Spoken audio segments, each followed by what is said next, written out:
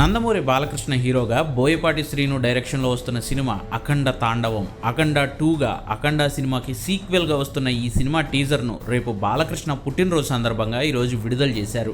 మొదటి భాగంలోలానే అన్యాయంపై అధర్మంపై ఉక్కుపాదం మోపే అఘోరాగా బాలయ్య మరోసారి టీజర్లో తన నట విశ్వరూపం చూపించాడు. అయితే ఈసారి పెహల్గామ్ అటాక్కు ప్రతిగా భారతదేశం చేసి చూపించిన ఆపరేషన్ సింధూర్కు బాలయ్య తన సినిమాలో ట్రిబ్యూట్ ఇచ్చినట్లుగా టీజర్లో మొదటి షాట్స్ చూస్తుంటే అర్థమవుతోంది.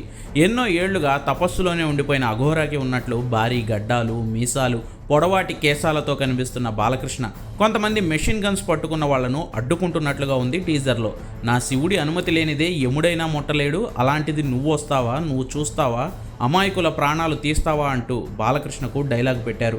మెషిన్ గన్స్ పట్టుకున్న ముసుగు వ్యక్తులను గాల్లోకి విసిరేసి తన త్రిశూలాన్ని మెడ చుట్టూ తిప్పుతూ ముష్కర మూకల ప్రాణాలను గాల్లో బాలయ్య కలిపేసినట్లు ఇంట్రో షాట్స్లో చూపించారు.